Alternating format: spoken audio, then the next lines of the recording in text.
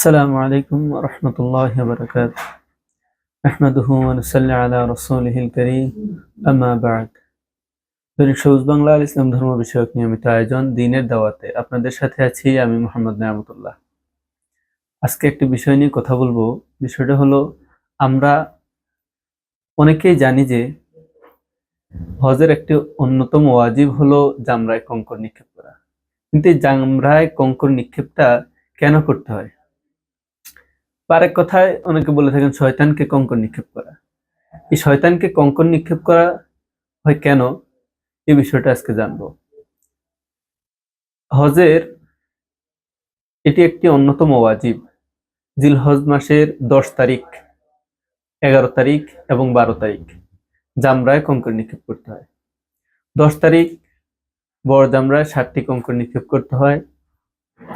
11 তারিখ 3টি জামরা আছে, 3টি জামরায় কঙ্কর নিক্ষেপ করতে হয়। 7টি করে 11 তারিখ 21টি কঙ্কর নিক্ষেপ করতে হয় এবং 12 তারিখ একইভাবে 3টি জামরাতে 7টি করে মোট 21টি কঙ্কর নিক্ষেপ করতে হয়। এভাবে 10 তারিখ, 11 তারিখ, 12 তারিখ মোট 3 দিনে 49টি কঙ্কর নিক্ষেপ করতে হয়। কিন্তু এর পিছনের কারণটা হলো কি, মানে হজের সাথে এই ওয়াজিবটা আসার কারণটা কি? হযরত ইব্রাহিম আলাইহিস সালাম যখন ইসমাইল আলাইহিস সালামকে, তার পুত্র ইসমাইল আলাইহিস সালামকে কোরবানির জন্য নিয়ে যাচ্ছিলেন, পথিমধ্যে শয়তান এই কোরবানির মধ্যে বাধা দেওয়ার জন্য, আল্লাহর নির্দেশ পালনে বাধা দেওয়ার জন্য বিভিন্নভাবে বাধা প্রদান করে। আর তখন ইব্রাহিম আলাইহিস সালাম ওই শয়তানকে কঙ্কর নিক্ষেপ করেন। আর সে থেকেই ইব্রাহিম আলাইহিস সালামের প্রতীকী আমলটি হজের সাথে যুক্ত হয় এবং তা হজের জন্য ওয়াজিব করে দেওয়া হয়। ইবনে আব্বাস রাদিয়াল্লাহু তাআলার বর্ণনা আছে, হযরত ইব্রাহিম আলাইহিস সালাম যখন তার পুত্র ইসমাইল আলাইহিস সালামকে কোরবানির জন্য নিয়ে যাচ্ছিলেন, পথিমধ্যে বড় জামরার কাছে শয়তানের মুখাপেক্ষি হয়। তখন ইব্রাহিম আলাইহিস সালাম তাকে 7টি কঙ্কর নিক্ষেপ করেন এবং সেটা মাটিতে মিশে যায়। এবং পরবর্তীতে দ্বিতীয় জামরার কাছে আসলে আর 7টি কঙ্কর নিক্ষেপ করেন এবং তৃতীয় জামরার কাছে এভাবে 7টি কঙ্কর নিক্ষেপ করেন এবং শয়তান মাটিতে মিশে যায়। আর সেখান থেকেই সে বর্ণনা এসেছে, আব্দুল্লাহ ইবনে আব্বাস বলেন যে তোমরা কঙ্কর নিক্ষেপ করো, আর এটা হলো তোমাদের পূর্বপুরুষের একটি অনুসরণ। আর এর থেকেই হজের সাথে এই বিষয়টি যুক্ত হয় এবং হজের ওয়াজিব হিসেবে এই জামরা কঙ্কর নিক্ষেপ করতে হয়। আরেকটি বিষয় হলো, আমরা আমাদের গত কয়েকটি আলোচনায় হজের বিভিন্ন বিষয় নিয়ে আলোচনা করেছি। একটি বিষয় আরো রয়ে গেছে, সেটি হলো বদলি হজ। একটা কথা প্রচলিত বা আছে শরীয়তে, বদলি হজ। এই বদলি হজটা কি?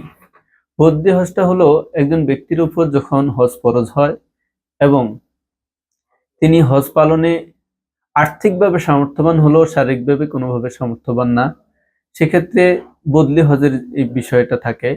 আবার অনেক ক্ষেত্রে মহিলাদের ক্ষেত্রে যখন একজন নারী যখন সামর্থ্যবান হন এবং তার উপর হজ ফরজ হয়, বিভিন্ন কারণে যেমন মাহরাম না থাকার কারণে বা অন্য কোনো কারণে যদি, বা শারীরিক অক্ষমতার কারণে যদি হজ করতে না পারেন, সেক্ষেত্রে তিনি বদলি হজের করাতে পারেন।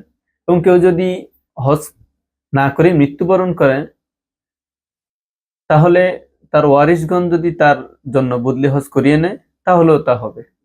এবং কেউ যদি নিজের আর্থিক সক্ষমতা থাকে কিন্তু শারীরিক সক্ষমতা না থাকার কারণে কাউকে ওসিয়ত করে চলে যান যে উনি থাকা অবস্থায় বা ওনার মৃত্যুর পরে যেন তার এই বদলি হজটা করানো হয়, তাহলেও হবে।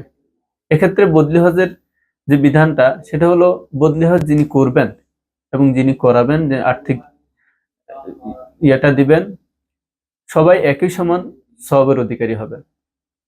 তবে এক্ষেত্রে আরেকটি বিষয় মনে রাখতে হবে যে যার উপর হজ ফরজ হয়ে আছে কিন্তু তিনি হজ করেননি, এই অবস্থায় ওনাকে দিয়ে বদলি হজ করানো যাবে না। এমন একজনকে দিয়ে বদলি হজ করাতে হবে যে যার উপর হজ ফরজ নয়, বা হজ ফরজ হয়েছে, তিনি তার ফরজ হজটা উনি আদায় করেছেন।